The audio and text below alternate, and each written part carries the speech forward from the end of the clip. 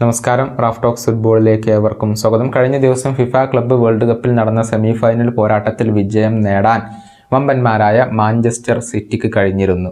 Japanese ക്ലബ്ബായ ഉറാവ red ഡയമണ്ട്സിനെയായിരുന്നു അവർ പരാജയപ്പെടുത്തിയിരുന്നത്. ഇനി കലാശ പോരാട്ടത്തിൽ ബ്രസീലിയൻ വമ്പന്മാരായ ഫ്ലുമിനൻസ് ആണ് മാഞ്ചസ്റ്റർ സിറ്റിയുടെ എതിരാളികൾ.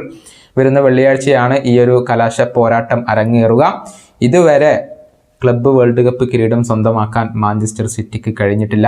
ആദ്യത്തെ കിരീടമാണ് അവരിപ്പോൾ ലക്ഷ്യം വെക്കുന്നത്.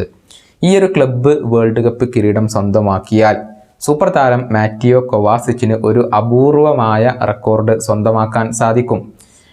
അതായത് ഫുട്ബോൾ ചരിത്രത്തിൽ ആദ്യമായി വ്യത്യസ്തമായ 3 ക്ലബ്ബുകൾക്കൊപ്പം ക്ലബ്ബ് വേൾഡ് കപ്പ് കിരീടം നേടുന്ന ആദ്യത്തെ താരം, ചരിത്രത്തിലെ ആദ്യത്തെ താരമായി മാറാനാണ് കൊവാസിച്ചിന് സാധിക്കുക. ഇതുവരെ 2 വ്യത്യസ്ത ടീമുകൾക്കൊപ്പം അദ്ദേഹം ക്ലബ്ബ് വേൾഡ് കപ്പ് സ്വന്തമാക്കിയിട്ടുണ്ട്. നേരത്തെ റയൽ മാഡ്രിഡ്, അതുപോലെ തന്നെ ചെൽസി എന്നിവർക്കൊപ്പമാണ് അദ്ദേഹം ഈ ഒരു ക്ലബ്ബ് വേൾഡ് കപ്പ് സ്വന്തമാക്കിയിട്ടുള്ളത്. 2016, 2017 എന്നീ വർഷങ്ങളായിരുന്നു റയലിനൊപ്പം അദ്ദേഹം ക്ലബ്ബ് വേൾഡ് കപ്പ് നേടിയത്. പിന്നീട് 2021 ചെൽസിക്കൊപ്പം അദ്ദേഹം നേടി.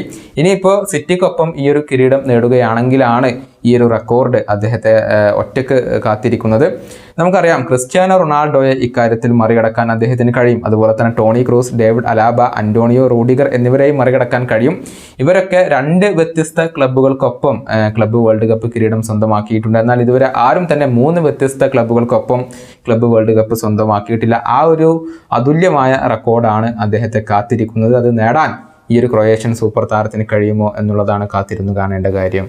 ഈ വീഡിയോയുടെ അവസാനിപ്പിക്കുന്നു. വീണ്ടും കാണാം.